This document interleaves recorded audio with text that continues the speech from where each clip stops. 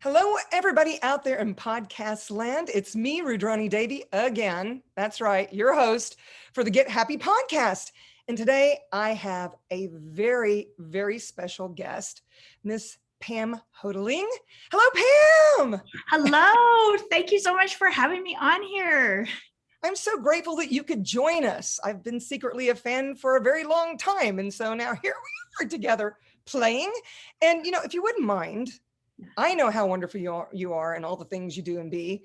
Would you mind telling our listeners who you be and all the things? Wow, that's a big ask. Like, where do I start? How much time do we have? I don't know. The floor is yours. Please, my lovely. Well, I'm someone who was going about life doing various things, all geared towards contributing to people. So I'm a licensed clinical social worker. I spent about 11 years being a Feldenkrais practitioner, so a teacher of the Feldenkrais method. I was the person in my dorm that everybody would come and ask questions. And, what makes people tick was always the thing that really got me interested in life and things like that. And about 12 years ago, I was doing a business. I was kind of doing the entrepreneurial business thing. And I realized that every time things got too successful, I stopped it or slowed it down. Like I would, like my kids would get sick or I'd get busy with something. And I was actually working with a business coach on what is that? Like, what is it where I will only let things succeed so much? And then I have to slow it down, because basically anything I actually put my time and energy into would thrive. And so easily, but I was like, okay, what's going on here? And that's how I got introduced to Access Consciousness, because this business coach went out and took a few classes and came back. It was like a group coaching thing. And she came back and she's like, there's this clearing statement and this question, who does this belong to? And I started using those. And in 2 weeks, I went from so dreading picking up the phone to call someone that I'd actually go hike for 2 hours to get into a space that I could come and sit at my desk and actually engage in this business, to just easily, I'd go to pick up the phone and all this stuff would come up and I'd say, oh, who does this belong to? Is it mine or is it something else, someone else's? Because it's like we have this awareness of all these energies around us. And, have you ever been in a great mood and you go to work and you go to your office and you walk in the door and you don't know what's going on, but something's up and you get the knot in the pit of your stomach? That's awareness. That's you being aware of the energy of what's going on there. And so that who does this belong to tool, it's like, oh, I'm aware of these energies, but they're not necessarily mine. And then the clearing statement is something that when you have kind of bought it as yours and you're, making it yours, that you can clear it and change it. So I started using just those two tools. And in 2 weeks, I went from working about 18 hours a week to 5 and creating the same amount, like in true humanoid fashion. And just for our listeners, if you guys are listening for the first time, the clearing statement, you can get more information on www.theclearingstatement.com, where co-founder Dr. Dane here explains it very well, so we won't go into it. But it's funny you should say that, Pam, because I was introduced to Access in 2003 and then sort of dwindled away. And then when I came back in 2011, 2012, I went, I remember this really long statement, and it's so magical. It's like waving a magic wand, and it kind of undoes all the things that you've sort of solidified as yours. And I was like, where did I put that thing? And being the type of person that I am, it was in my filing cabinet in a file called The Clearing Statement, 2 pages long, y'all. Now all you got to say is pod and pock. But I digress. Please tell us more, Pam. Yeah. So basically, I started using these 2 tools and saw all this change. And then that coach, she was like, there's this thing called Access Bars. You can go get your bars run. You should do that if you want to. So I found at that time, the only like there was no access consciousness facilitator in my state of New Mexico, but there was a guy who would travel through on his way to see his mom in Santa Fe and do some classes while he was around. So there just so happened to be a bars class, 3 weeks later, and I went to that. Then the core classes were called Bars Foundation and Level 1. So I went to those, and I had already been seeing all this change, but when I went to those classes, I had TMJ, carpal tunnel, and tendonitis in my foot. And I could walk, maybe on a flat surface, not too hard a surface, for about a half hour. But, I was really limited in what I was able to do physically at that time. And, in these classes, I started being introduced to the idea of everything I'm aware of isn't necessarily mine. And for me, a lot of that awareness came through my body. And so actually having the ability to acknowledge that I'm aware of things, but it's not necessarily mine. And the way I got this from Dane, the way I like to describe it is you can see a woman and see that she's pregnant, and it doesn't make you pregnant. Sorry. I am so going to use that. Yeah, it's awesome. It's awesome. So, there's all these energies of everybody's, their points of view and their thoughts and their emotions, and they're upset about this and they're worried about that. And, the way I think of it, it's all there, in the atmosphere, and we are picking up all of it. And if you've never been introduced to the idea that you could be aware of it, but it's not yours, then you're trying to handle all this stuff. Right before we got started on the podcast, I was mentioning to you that, I was a depressed, suicidal, anxious teenager and spent years in therapy, did amazing stuff with all that. I, got myself to the point of being a very happy, well-adjusted, enjoying life person. But when I look back on it, I spent 20 years in therapy trying to handle other people's stuff. Right? I owe you a lot of money, honey. And what was brilliant about my therapist was she was all about, well, who are you? Like, what do you think? What do you want? What do you, because I was so aware of everything that I couldn't find me in it. And, then by the time I got introduced to the access tools, it was kind of like icing on the cake. It was every remnant of any of that stuff that I had and worked on and everything. I could just be like, wow, I'm really aware. I'm also especially, aware of the earth. Like I spent years doing these classes called Facilitating the Earth, where it was really just getting together once a month with people all over the world. And we would ask questions, contribute energy to the earth, run processes and that kind of thing. And what I found was, the more I'm willing to be aware of what I'm aware of with regard to things going on with the earth or the people around me, the stuff which seems so unchangeable is very changeable.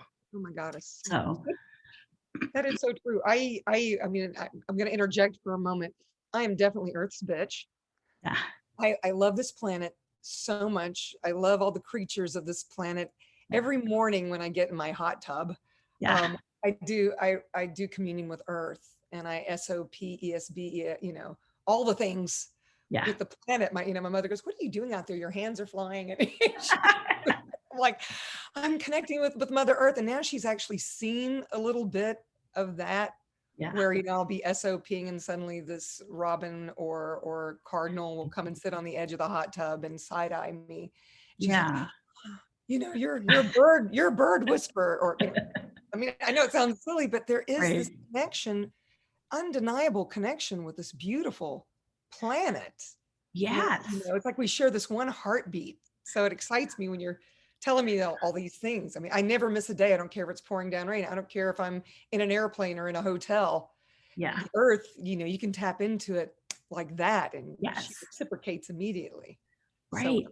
And so in terms of my story, right? So here I was going to Bars Foundation level 1 and learning to ask my body questions, Right.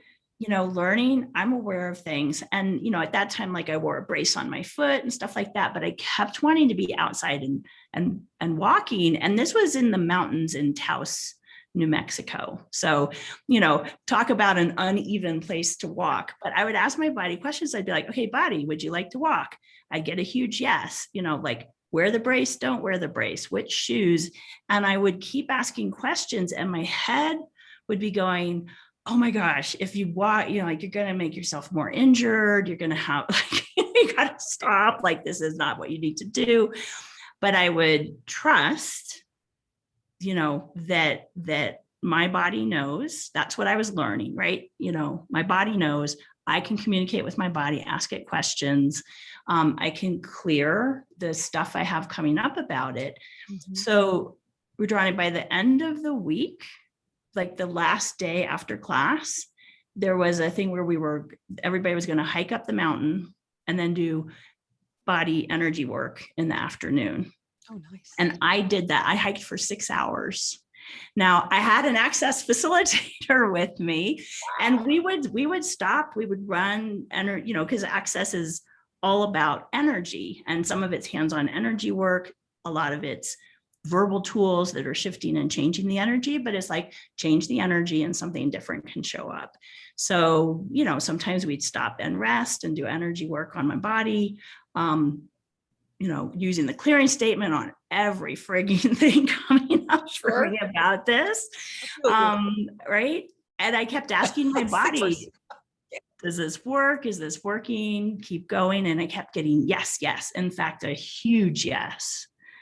And, by the end of that 6 days of classes, I had completely changed how I was being in the world, to being willing to have my awareness, to knowing that I have a capacity for facilitating things when it comes to the earth, for, knowing I can change things. Now, I didn't have no pain, but I was no longer at the effect of it.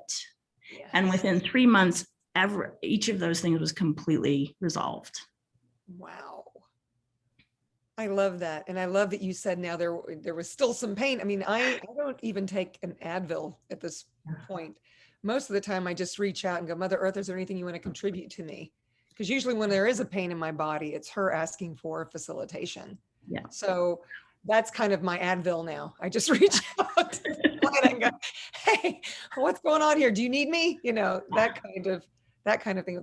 That's an amazing story. And just so you guys get this, yes, you can talk to your bodies. I know we're sounding a little freakazoid right now. There's this tool called heavy light, and whatever is light is right for you, and whatever is heavy is not yours. So you can ask these questions of your body. Okay, body, what pair of shoes? Yeah. I even ask, it's funny. I kind of let my jewelry trump my clothes. I'm always like in the morning, okay, who wants to be warm today? Yeah. Cool. Okay. So what clothes would like to play with this jewelry? And I mean, literally, you can talk to anything, your body, your jewelry, your clothing, the trees, the birds, your iPhone, all the things. You can talk to all the things. And this heavy light tool comes in handy. It's like you always know that you know. Yeah. Yeah. It's this very subtle way of facilitating yourself without even knowing you're doing it. And then you become this walking, talking meditation. And wow, then your life really does come to you with ease and joy and glory, which you guys have heard me say a few times now. That's the mantra of access consciousness, because even the crappy stuff, once you have the tools and you know how to facilitate you in any situation, comes to you with ease and joy and glory, because you know what to do with it instead of, wallowing in, in your little cesspool and going down the rabbit hole. So I love that. I mean, you mentioned that you were suicidal. Did you ever, or, did you say suicidal? I don't remember if that was the exact word, but you were very depressed. Were you ever suicidal? Oh yeah. As a teenager. Yeah. I attempted suicide twice. Oh my goodness. Wow. I can see that didn't work out for you. And I'm so glad. I'm so glad to know that. Wow. So interesting. Yeah. And when you asked later, Or did you, dear, I'm going to ask, did you ask, is this mine? You Well, had those see, thoughts. back then I didn't have that awareness about things. It was more just looking at, here's what I would say. I always had just a tremendous drive that anything I identified about myself that was a limitation, I would change it. And, so it was, I'd notice how I was interacting and diminishing myself or whatever. And I would work on that with the tools I had at the time until I changed it. But I also, again, looking back, I can say, oh, such a humanoid. I managed to get myself out of going to school for 2 years. And then I said to my parents, I was like, if you can find a school I can feel safe at, I will go to school. And they found an amazing little, it was a small private school with 50 students and 6 teachers. It was massively empowering. So, I was willing to go, no, whatever this is not working for me, and I'm going to find something else. And it was when I felt powerless to actually change anything, that's when I was suicidal. And as soon as I started finding the way to go, kind of how this reality works is not working for me, but I can say that and be that and find some other way. Right. And as a kid, I had to have my parents on board, but they were. So you had to include them. I know. That is so funny. Yeah, I mean, that's the funniest thing, because I, as a therapist, I'll have people come in and they're saying, I keep having these suicidal thoughts, and I've taught them the heavy light tool. That's one of the very first things I teach, whether they're aware of access consciousness or not, just so they can make their own decisions in the world. These people get, because, when you're depressed and not, a lot of times you get stuck in a space where you don't think you can change things. Yeah. And a lot of people don't even realize they have choice. But what I've found is most of the time, y'all listening, most of the time it's not yours, not yours. And, recently I had somebody come in and say, I am just so bored and I've had it. And she has a really successful holistic healthcare business, because I just don't want to do this anymore. People say they want change and they come in and da, da, da, da, da. And I was like, is it yours? And she goes, yes, it's mine. It's mine. And then the next day she comes back and says, well, it's not mine. And what I say about that is, okay, if you need to indulge, and go down the rabbit hole for an hour a day or whatever it is, then do it, and do it, exponentially. Really go down the rabbit hole if you really want to, and then know that you can always get yourself out of it with a question. Hey, truth, is this mine? If I choose this, what will it create and generate for my life and living? So because the thing is, whatever might be going on in the world or around you, every moment it's your choice, how you're showing up and the energy you're choosing to be. So a couple of years after I started being an access facilitator and, using these tools, I was working in a hospital as a social worker, right? So, on the inpatient, hospital medical unit, where you deal with a lot of people who are going through trauma, who are worried, anxious, all this kind of stuff. The staff is all stressed and everything. And I would, before I'd go in, I would expand my awareness out, and expand my allowance, just kind of be more space and kind of go, who does this belong to? And I could have the awareness of all this stuff going on, but I wasn't the effect of it. And so I was able to go into this hospital and question, not be reacting to things, being the one who's taking action to create more ease for this family or clarity for this patient, or what's going to come next after you leave the hospital, whatever it is. And so, most of the people I worked with found work incredibly stressful. It's I can't wait till I get off work, and when can I have a vacation? And, for me, what I found is that space was something I could choose anytime. And there was nothing that I had to be the effect of that would get me out of that space.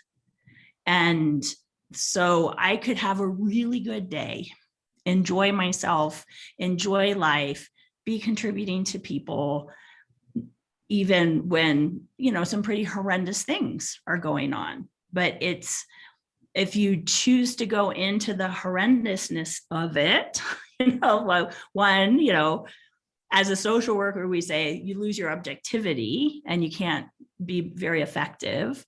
You know, but it's really like we can always choose to be us and be that space that's possible for us to be, no matter what's going on. Where I live, there's lots of wildfires. And one year, while I was living here, it's happened many times, but one year while I was living here, we were all evacuated because the fires were coming pretty close. And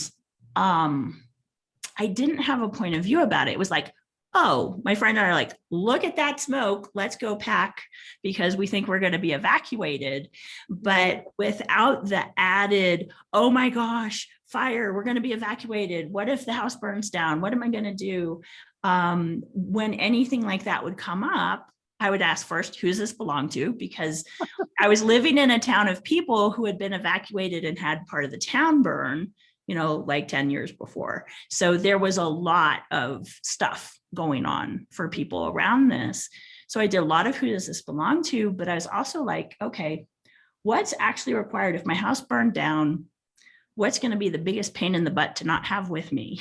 So I brought some financial stuff, you know, a lot of things that like I care about in my house. You know, I was just like, I can live without that. Like, what would I actually need? Because I had friends whose houses had burned in the previous fire. So I'd heard them talk about, you know, like what's really essential. Of course, I had my kids, my dog, my husband, like all this stuff. But whatever's going on, if you're going to that place of how terrible it is, that kind of point of view about it, it's only harder. Right. To deal with it. Whereas if you use some of these tools, then you have the space to actually respond and choose an action that creates a greater outcome. Whereas if you're just reacting, you're going into all your stuff. I can't believe this is happening to me again. Oh my God, when is life ever going to work out for me? Like that kind of stuff. Sure.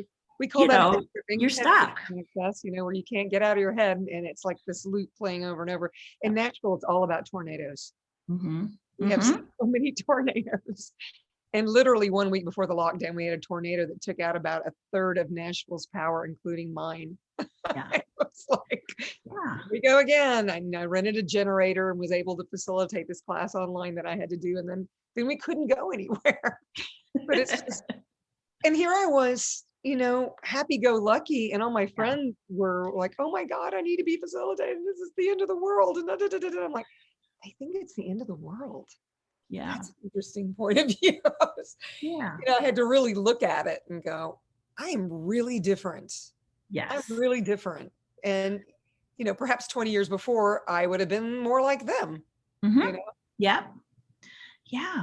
Well, and that's the thing, like, you know, if somebody's listening, you're like, okay, what you guys are describing sounds great, but how do I go from I'm in total reaction working at the hospital, or the hurricane, you know, the tornado happened and my house is gone and I'm a mess. Like, you know, how, and the thing is, these access consciousness tools, they're really pragmatic. They're just like simple, easy to use tools, but again, they shift the energy that you're being, just the choice to use a tool to shift the energy, whether it's an access consciousness tool or meditating or whatever, going for a run, whatever it is that you do that helps you go from, you know, I'm all contracted and worried and stuck and to that sense of there's greater possibility and some space and I can breathe.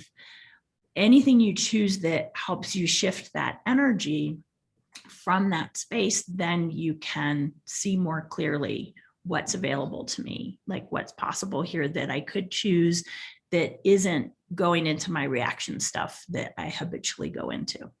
Right. Right. The reactionary aspect of life. Where Yeah. this is happening, therefore I must do this now because that's what everybody else is saying I need to do, or that's what I've Right. always done in the past. It's funny. This gives me a little segue to this yellow book. And it's little. And it's also on audio, people. So, if you're not a reader, you could also get it on audio. If you want to know more about the Access tools, this is kind of like an Access 101 book. I initially created it for people in Access that didn't know how to talk about it without using all the Access speak, where people are like, they're speaking in tongues or whatever it is. We're not, yeah, we are weirdos, but the point is, We're so weirdos. because we're actually happy with our lives. Go figure, right?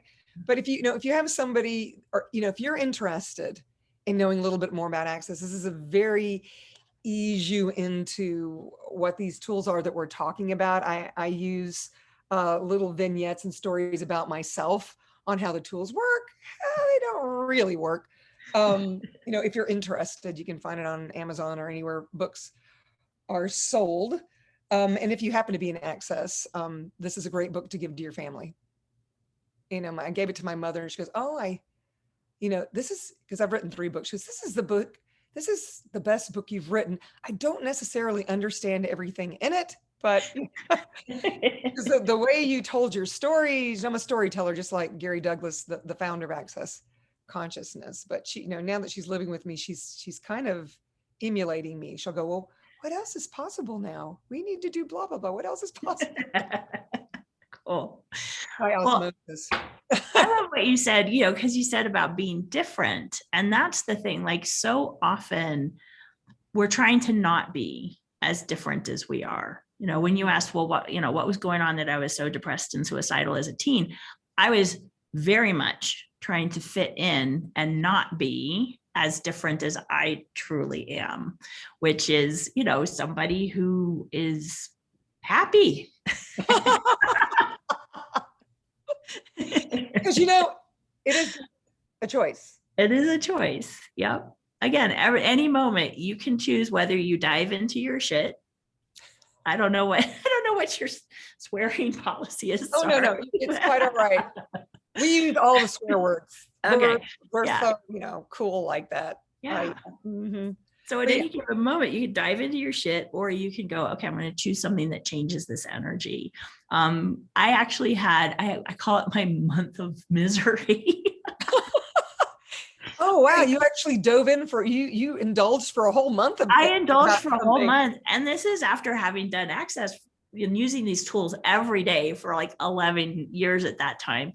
And I pretty much was somebody who some of my stuff might come up, but it was usually a matter of minutes or hours that I would dwell in it.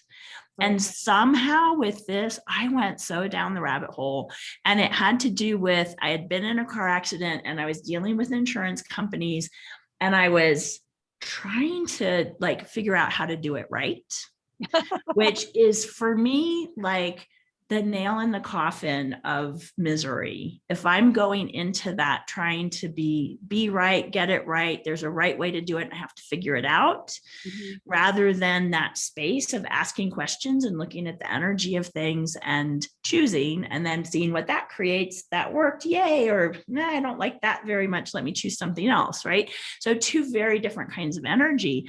And there was something about this that I went so into trying to get it right that I, and I would call a friend and get Access facilitation and be space for an hour.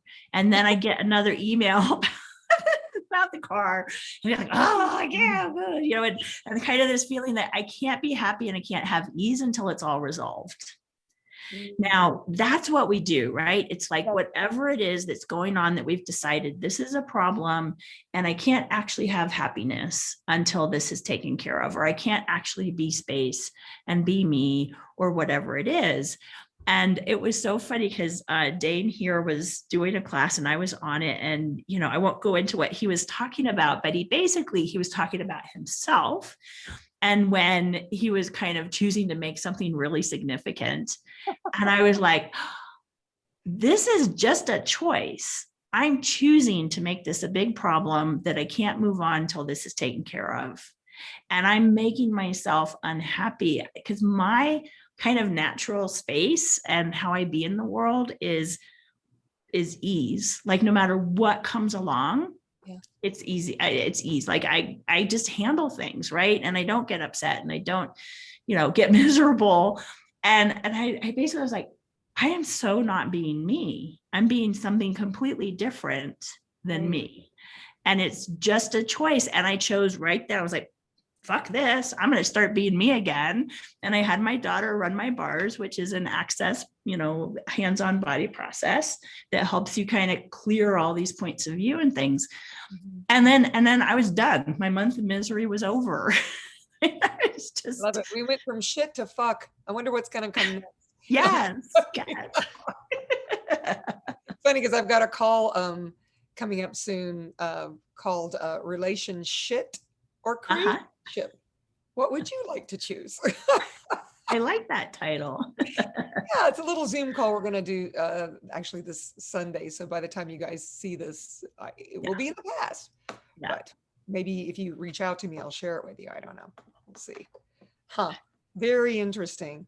I love it because you have given us a plethora of tools on how you dug yourself out. I mean, I was a major head tripper. I just sounded like Mr. Ed. I don't know if any of you guys out there you did. Mr. Ed is. Hello, George, or whatever his name was. But I mean, I would always go into my head about everything.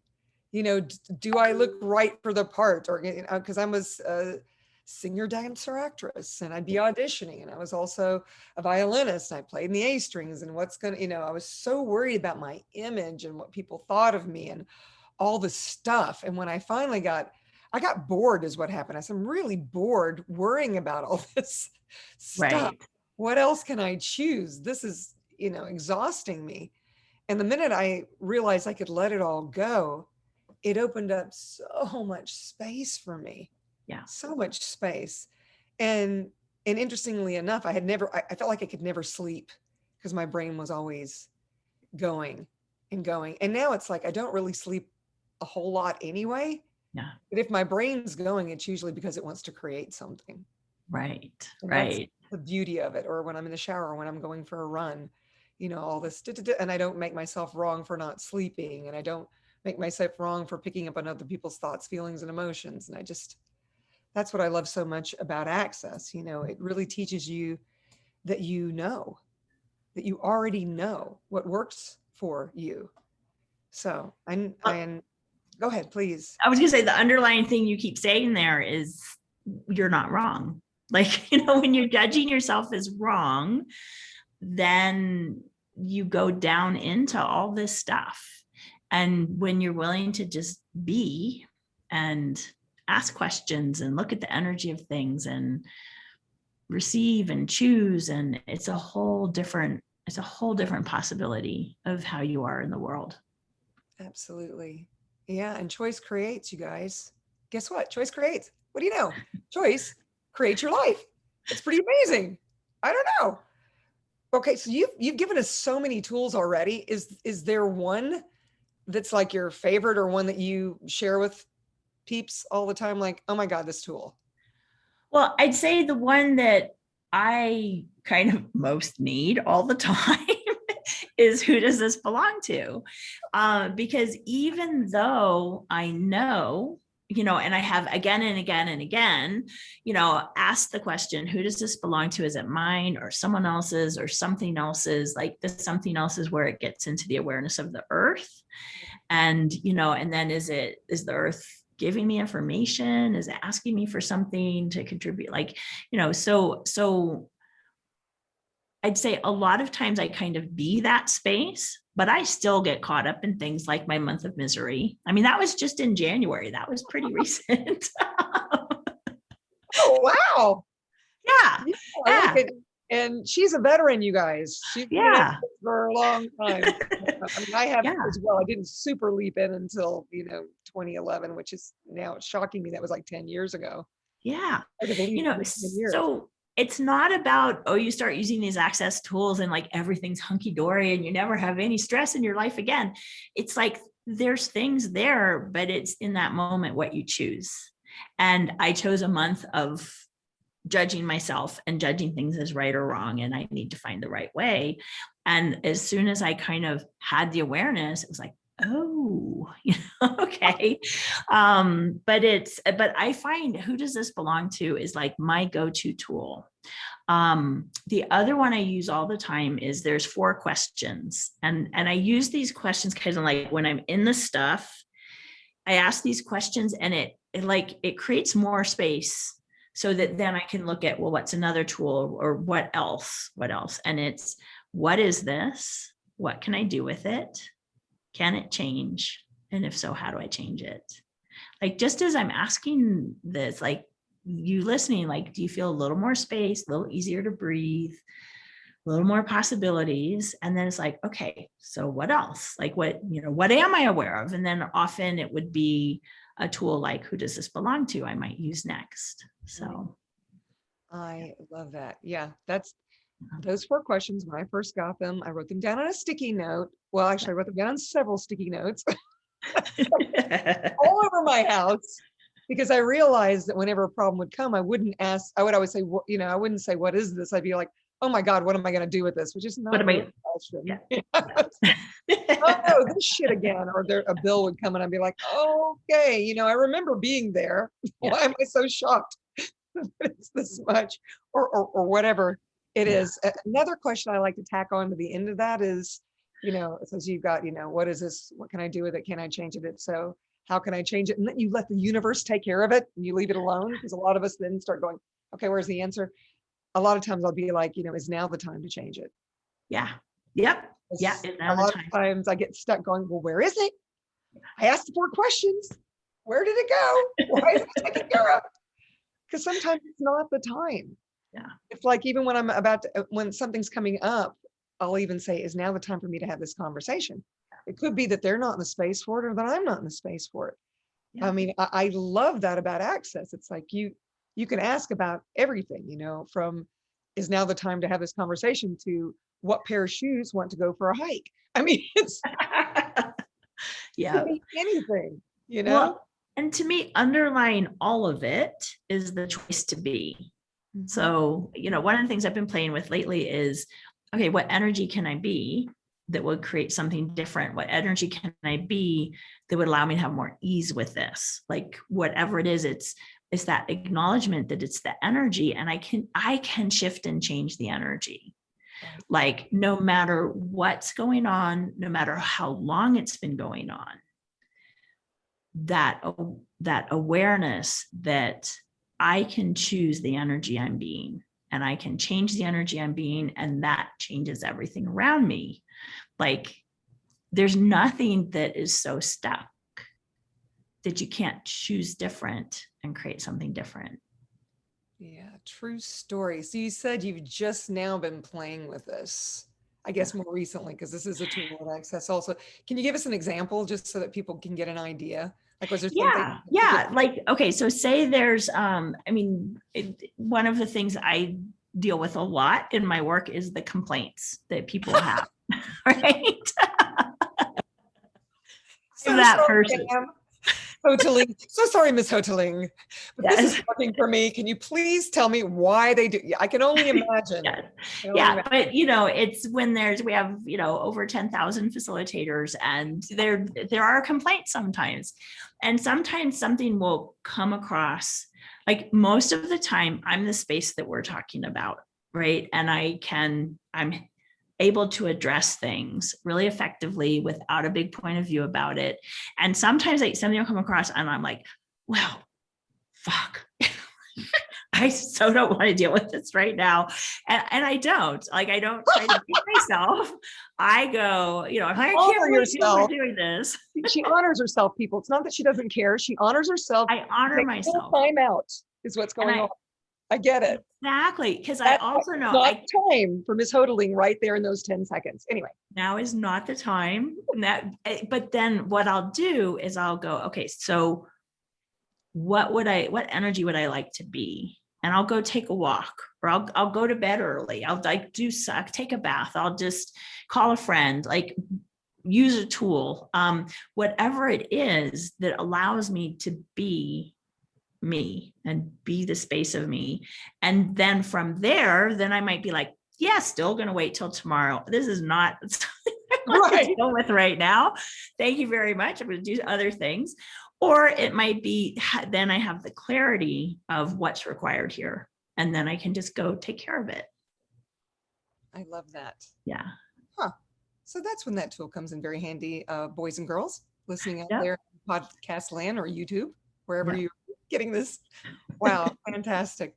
I love it. I love it. I love it. Yeah, I remember being on a call with Gary Douglas, the founder. It's his fault that we're actually here having this conversation. Thank you very much, Gary Douglas. Where Simone was asking a question about the koalas.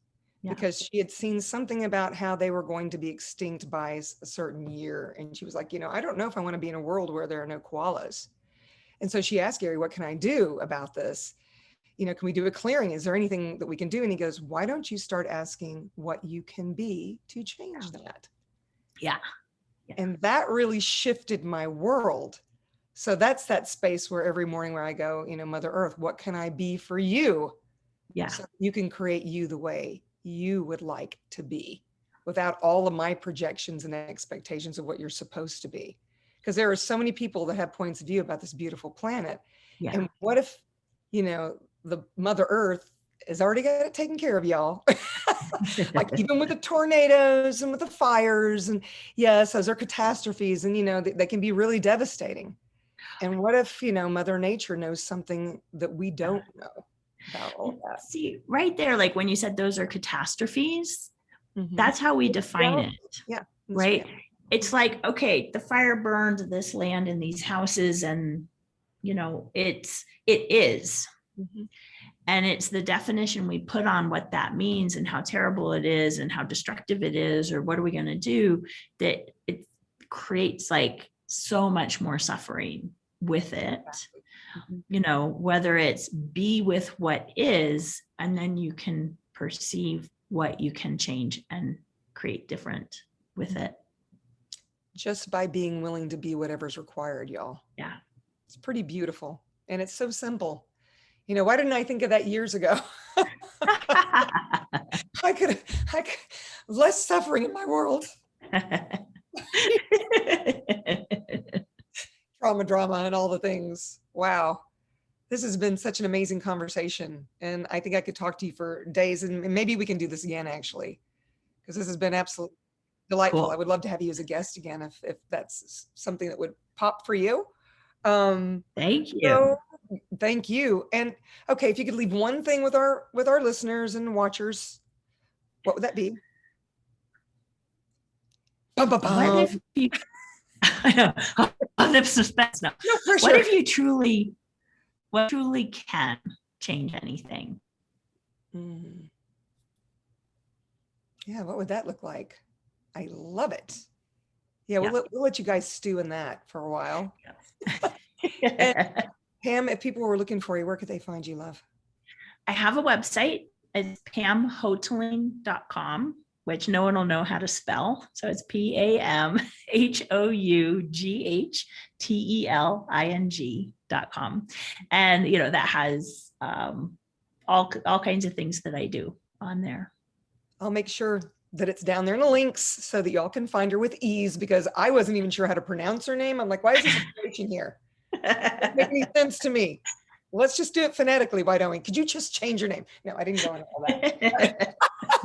It's like that. It's like Devi. It's spelled Devi. So everybody wants to say Devi or Devi, and it's actually Davy, like Davy Crockett. But okay, so that's cool. Thank you again for being my special guest today. You're so welcome. Thank you for having me on. And if you guys enjoyed this conversation, please hit the like button underneath. You'll see this little button says like. And if you know of others that could benefit from this conversation, feel free to share. And if you have any comments, or if there's any questions or anything, topics you would like to hear in the Get Happy podcast, share those as well, because I will read them, and more than likely I will do them. so far I have not done them. So there you have it. And there you be. All right, my loves. So Bye. till next time, get your happy on, and ciao, ciao for now.